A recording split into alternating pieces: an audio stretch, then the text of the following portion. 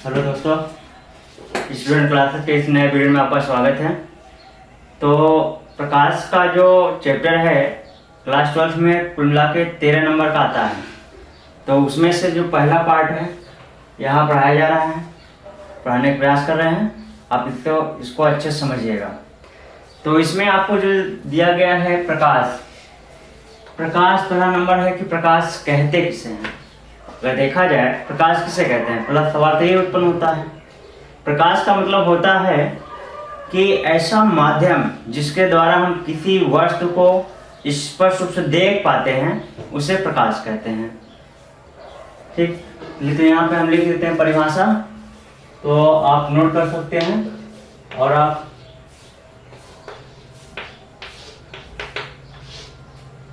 जब भी क्लास को करते रहिए तो आप पेन और कॉपी ले करके साथ साथ में समझते जाइए और साथ साथ में नोट्स बनाते जाइए ताकि एग्जाम टाइम में आपको रिवीजन करने में आसानी हो। चलिए दोस्तों देखते हैं आगे। प्रकाश किसे कहते हैं?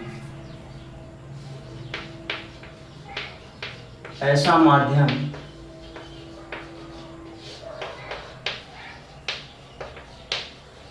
जिसके द्वारा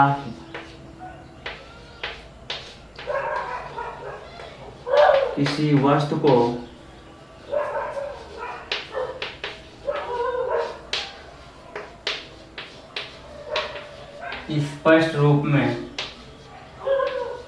स्पष्ट रूप से या कह सकते हैं भली भांति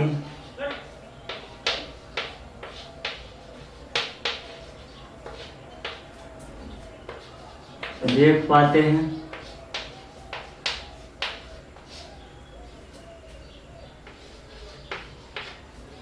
या समझ पाते हैं,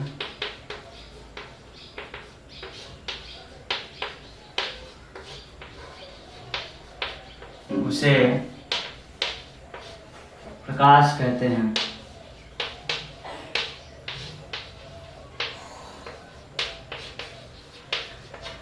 मैंने ये डिफिनेशन आपका लिख दिया।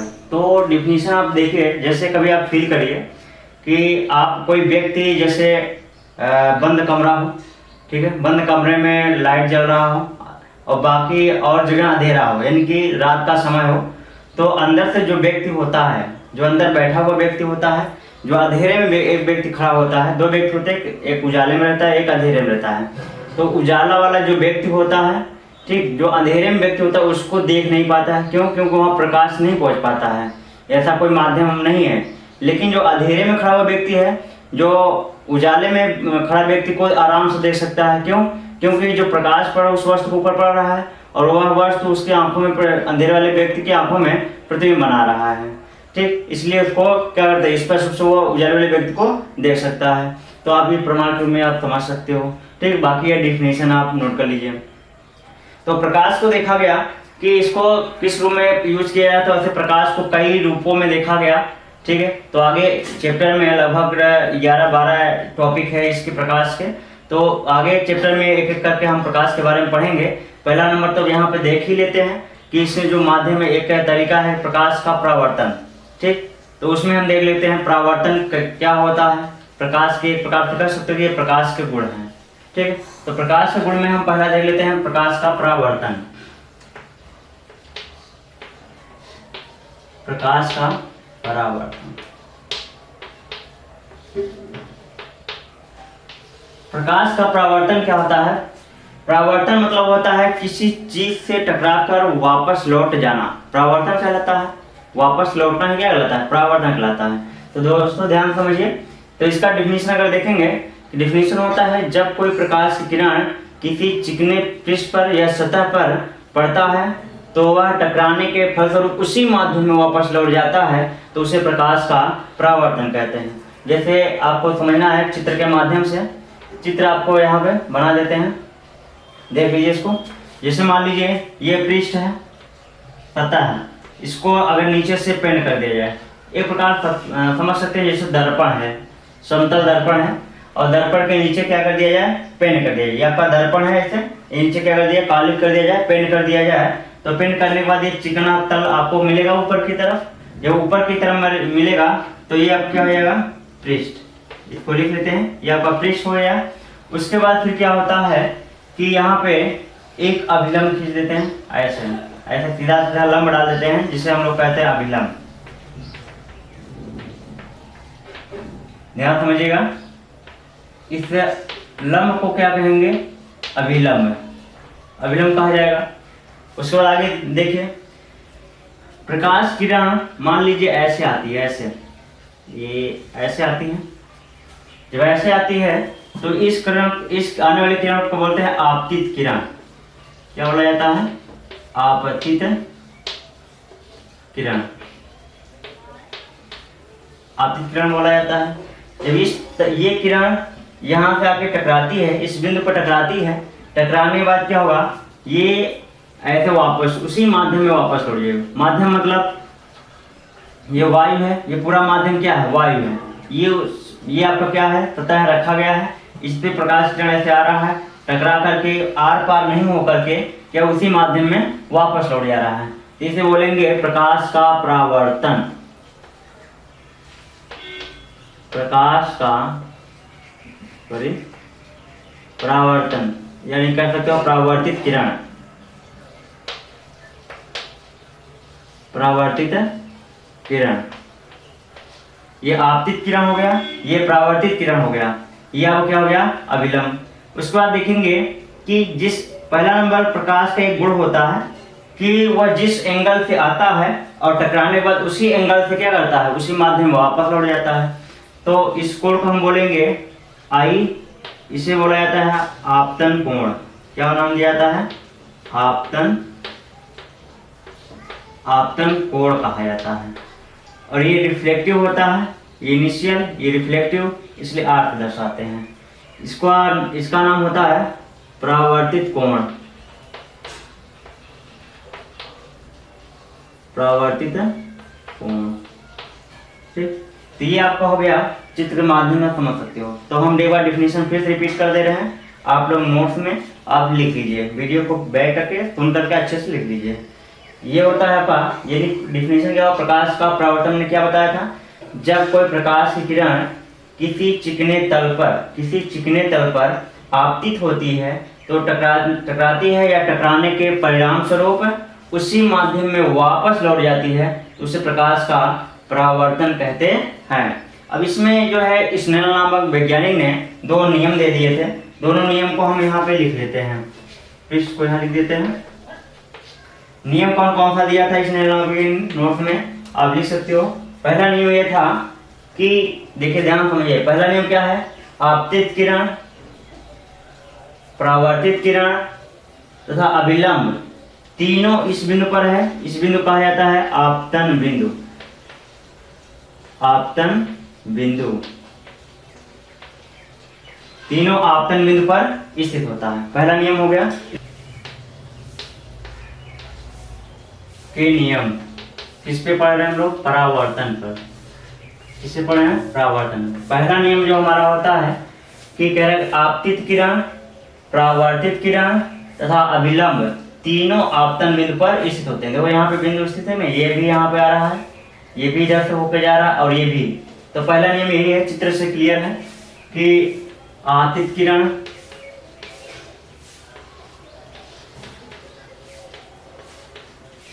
कामा परावर्तित किरण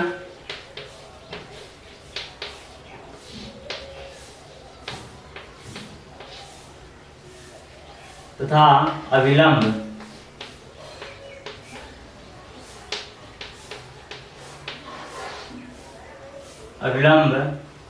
तीनों आपतन बिंदु पर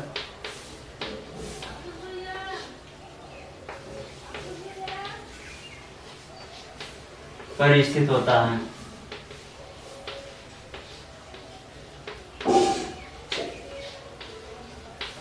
आपतन बिंदु पर स्थित होता है। तो मैंने देख लिया, पहले आपतित किरण, ये आपतित किरण है, परावर्तित किरण, तो ये परावर्तित किरण है, अर्थात अभिलंब आपका है ये वाला, तीनों क्या हो रहा है? आपतन बिंदु पर स्थित होता है। तो पहला नियम हो गया स्नेल के हिसाब से। फिर दूसरा नियम देखिए, दूसरा नियम हमारा क्या कह रहा है? दूसरा नियम ये कह रहा है कि आपतन कोण सदैव परावर्तन कोण के बराबर होता है। यानी ये वाला कोण जिस एंगल से कोई किरण आएगी और टकराने के बाद उसी एंगल से यह वापस लौट जाएगी। तो कह सकते हो कि आपतन कोण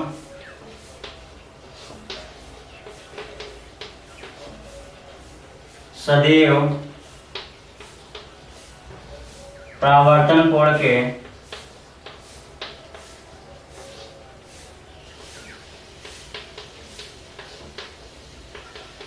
बराबर होता है।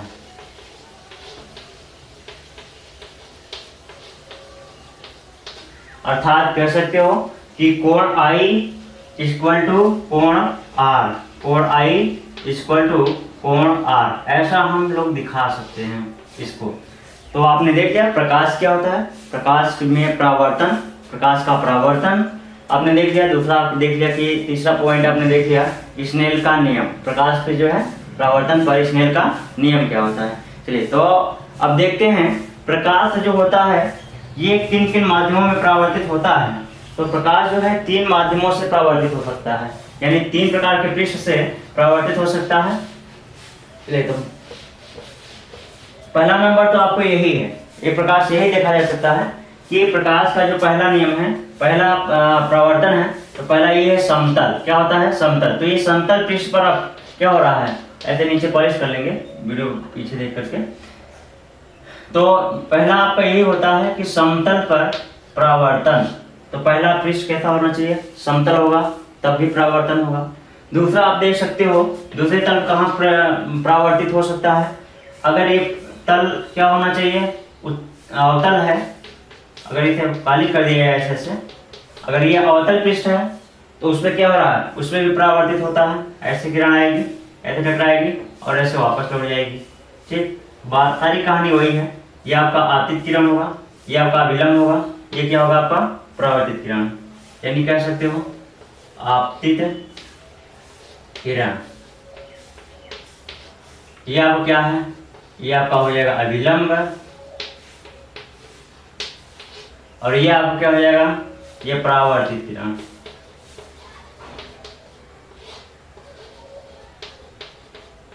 ये आपको क्या है, अवतल पृष्ठ। अवतल पृष्ठ यानी 3 पृष्ठों से क्या कर सकता है, परावर्तित हो सकता है। ये कोण होगा जो आपने यहाँ बताया, वही कोण यहाँ पे होगा। ठीक है, आप समझ सकते हो। तो ऐसे एक पृष्ठ और होता है जिसपे क्या होता है, आपका परावर्तन होता है। तीसरा पृष्ठ आपको हो सकता है उत्तल, ऐसा भी तो हो सकता है।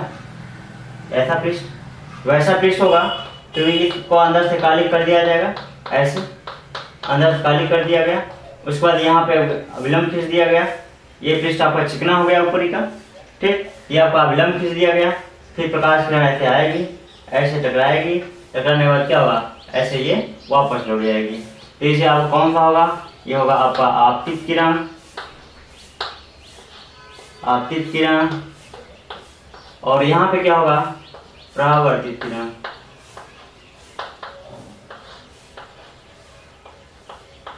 ये आपको क्या हो जाएगा, या वो है अभिलंब। ठीक है, तो देख लिख लीजिएगा, सेकंड थोड़ा कम है।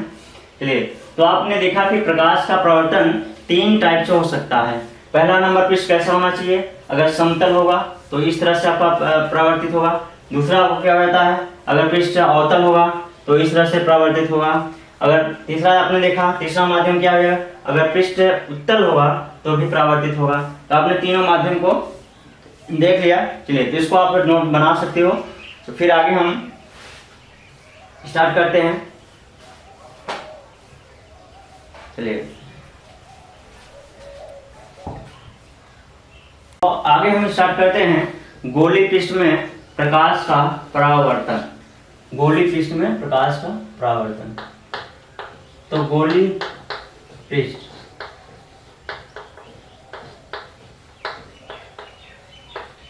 प्रकाश का परावर्तन।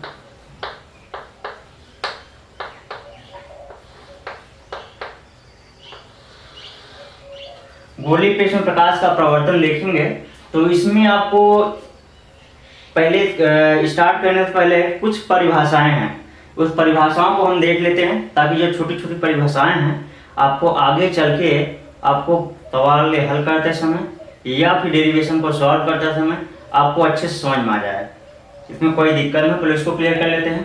देखिए, तो पहला आपका है वक्रता केंद्र। पहला डिफिनीशन क्या हुआ? वक्रता केंद्र। तो ध्यान समझिए, इसको याद करने की ज़्यादा कोशिश मत करिए, अब इसको जो है समझने का प्रयास करिए तो अपने आप याद हो जाएगा। देखिए, जैसे आपका ये होता है, मान लीजिए गोला है, जब आप गोला बनाते हो, ठीक, ऐसा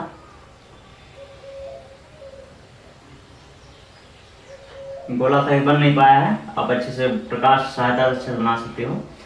तो मान लीजिए आपका ये गोला है, अब इस गोले में जब इस खींचते हो क्या करते हो? गोला प्रकार से ऐसे लगाते हो ऐसे, तो यहाँ पे जो केंद्र होता है इसे क्या बोलते हैं? वक्रता केंद्र। अर्थात डिफिनीशन के रूप में कैसे बताओगे? डिफिनीशन के रूप में ये बताओगे, गोले का वह भाग जिसका दर्पण, गोले का वह केंद्र दर्पण जिसका एक भाग है, यानी अर्थात इसको अगर ऐसे मिटा दिया जाए ऐसे ऐसे, तो भी केंद्र वही रहेगा, केंद्र थोड़ी बदलेगा, केंद्र बदलेगा नहीं, केंद्र तो वही रहेगा। तो अर्थात हम कह सकते हैं कि गोले का वह केंद्र, पहले गोले का केंद्र था ये, गोले का वह केंद्र दर्पण जिसका एक भाग है, अभी क्या रह गया? एक भाग रह गया, उसे क्या बोलते हैं? वक्रता केंद्र कहते हैं। अर्थात यहाँ लिख सकते हो कि गोले का वह केंद्र दर्पण जिसका एक भाग है, दर्पण जिसका एक भाग होता है,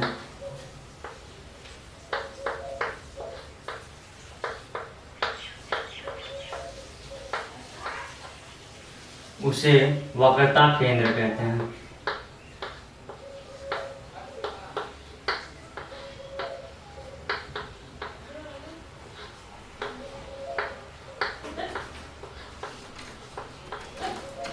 यह हो गया जो इसे दर्शाते हैं, कहीं कहीं बुकों में सी से दर्शाते हैं, तो कहीं कहीं आपको बुकों में ओ से दर्शाते हैं। ठीक, तो इस पर लिख देते हैं, इसे सी से प्रदर्शित करते हैं।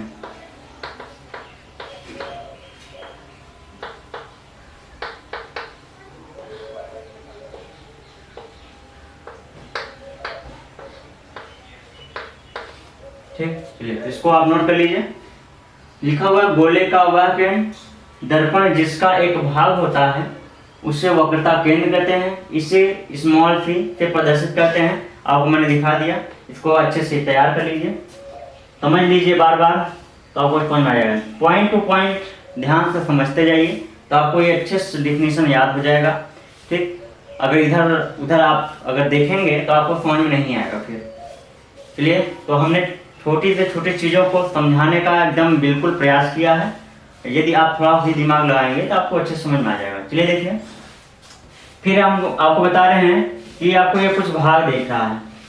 ठीक, इसे कहते हैं द्वारक। क्या कहा जाता है? द्वारक, दर्पण का द्वारक। ये M1 और ये क्या होता है? M2, दर्पण का द्वारक। कहने का मतलब ये है, जिस प्रकार से आप घर के दरवाजे को डालते हो उसे क्या कहते हैं? जो आपको गेट से पहले ही स्टार्ट होता है द्वार, द्वार कहते हैं, उसी से बना है द्वारक। कहने का मतलब ये है, दर्पण को काट दिया जाए तो इससे जब बाहर निकलोगे तो क्या कहलाएगा? आपका द्वारक कहलाएगा। अब इसको डिफिनीशन साइंस भाषा में कैसे लिखोगे? कह सकते हो दर्पण के कटे हुए भाग को दर्पण का द्वारक कहते हैं। आसान सा डिफिनीशन है। तो यहाँ हो जाएगा आपका दर्पण का द्वारक।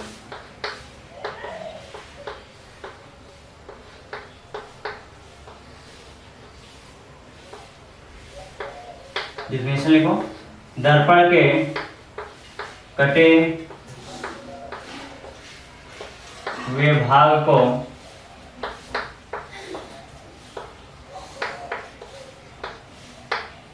दर्पण का द्वारक कहते हैं।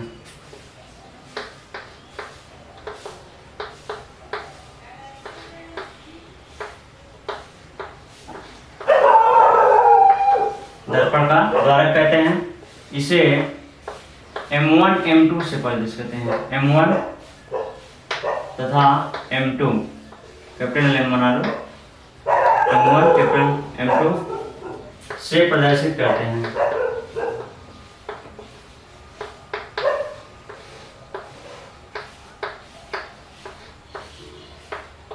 तो दूसरा डिफिनेशन हो गया। अब तीसरा डिफिनेशन हम लोग देखेंगे। पहला हो गया, दूसरा हो गया, तीसरा। तीसरा डिफिनेशन क्या बनता है, ध्यान समझिएगा। अब इसकी दूसरे लाइन पे चलेंगे तो दर्पण के जो मध्य बिंदु आएगा, ये दर्पण है, दर्पण का जो मध्य बिंदु आएगा ये समझ लीजिए, इसे कहते हैं ध्रुव। क्या कहते हैं, ध्रुव। और इसे P से डिनोट करते हैं। किससे डिनोट करते हैं, P से। यानी कह सकते हो कि ध्रुव किससे कहते हैं, याद रहे ध्रुव किसे कहते हैं। कैसे, तो दर्पण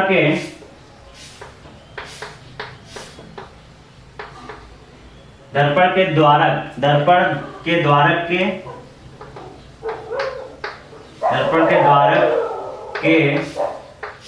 मध्य बिंदु को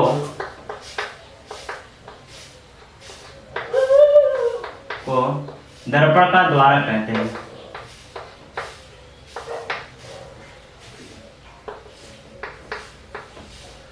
दर्पण का द्वारक कहते हैं।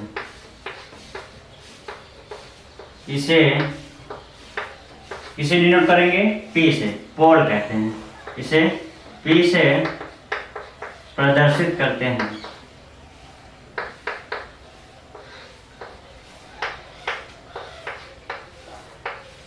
P से प्रदर्शित करते हैं। पहले तीसरा डिफिनेशन ये हो गया। उसके बाद आगे की हम और बढ़ेंगे तो हमें ये मिलेगा कि यहाँ से किरण ऐसे एक रेखा खींच दे, ऐसे जो केंद्र से होकर जाए और दूर से भी होकर जाए, उसे क्या कहेंगे, उसे बोलेंगे मुख्य अक्ष। चौथा पॉइंट हम लिख सकते हैं, मुख्य अक्ष किससे कहते हैं।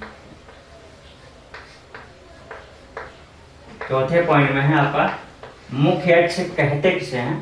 तो आप कह सकते हो कि ऐसी रेखा जो वक्रता केंद्र और ध्रुव से होकर जाती है, ऐसी किरण को हम क्या बोलते हैं, मुख्य अक्ष कहते हैं। तो आप हो जाएगा ऐसा किरण जो वक्रता केंद्र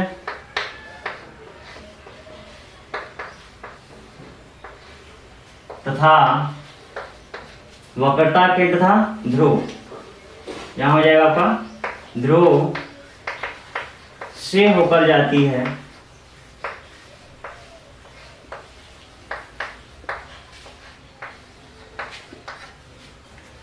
उसे मुख्य अक्ष कहते हैं।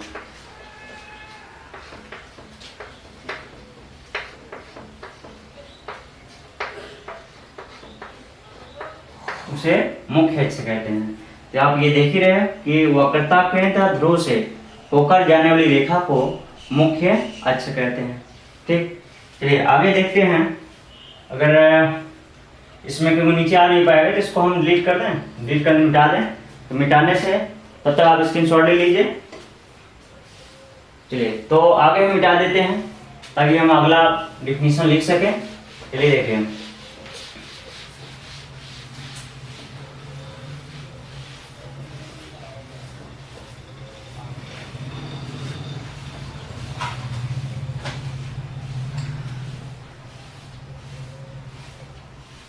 चलिए अगला पांचवा डिफिनेशन आपका ध्यान दीजिए। छोटी छोटी डिफिनेशनाएं हैं तो परिभाषाएं हैं, उसको देख लीजिए। उसके बाद आपका आता है मुख्य अक्ष हो गया। फिर आपका आता है कि वक्रता त्रिज्या, आपने सुना होगा वक्रता त्रिज्या किसे कहते हैं। तो वक्रता त्रिज्या आपका होता है वक्रता केंद्र तथा ध्रुव के बीच की दूरी को वक्रता त्रिज्या कहते हैं। वक्रता त्रिज्या, हेडिंग डालिए वक्रता त्रिज्या। वक्रता त्रिज्या किसे कहेंगे, कह सकते हैं वक्रता केंद्र तथा ध्रुव, वक्रता केंद्र तथा ध्रुव के जो बीच की दूरी होती है उसे वक्रता त्रिज्या कहते हैं। यानी लिख दो वही जो आपने वहां समझा है वही यहां लिख दो। दर्पण में वक्रता केंद्र तथा ध्रुव ध्रुव के बीच की दूरी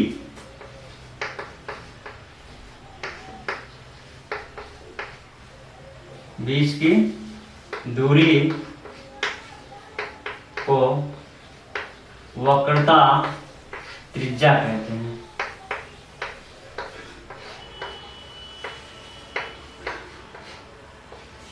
बीच की दूरी को वक्रता त्रिज्या कहते हैं। इसे किसे डिनोट करते हैं? स्मॉल आर से। ध्यान दीजिएगा, स्मॉल आर। इसे स्मॉल आर से प्रदर्शित करते हैं।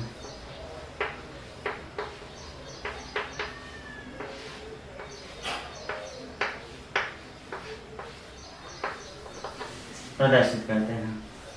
ये भी डेफिनेशन आपको हो गया।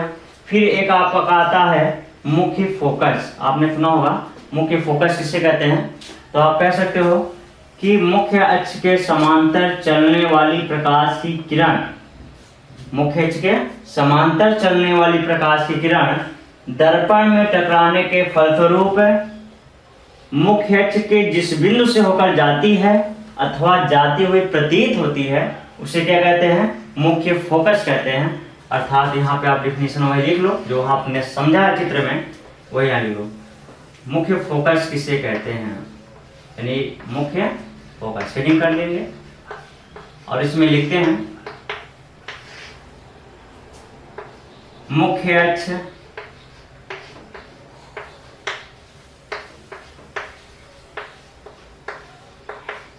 के समांतर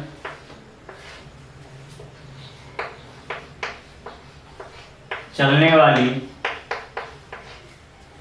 प्रकाश की किरण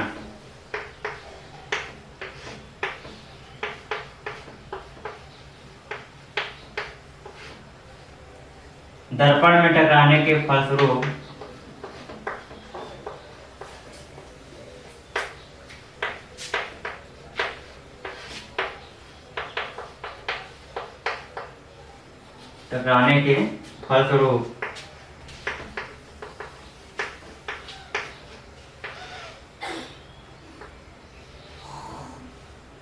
मुख्य अक्ष के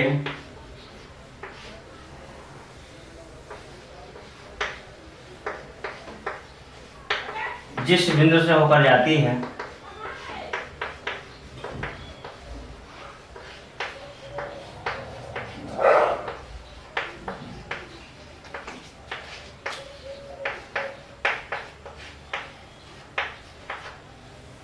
उसे मुख्य फोकस कहते हैं। जिस बिंदु होकर जाती है अथवा जाती हुई प्रतीत होती है,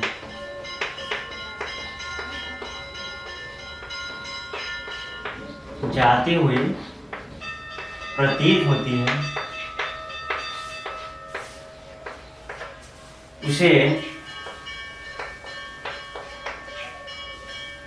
उसे मुख्य फोकस कहते हैं।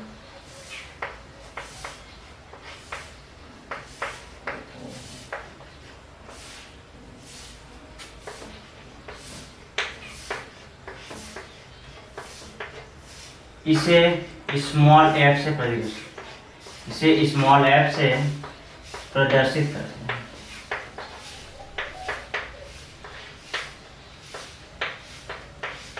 करते हैं।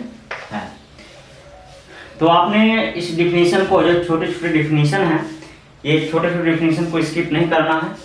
इसको अच्छे से एक बार दो बार अच्छे से देख लेना है।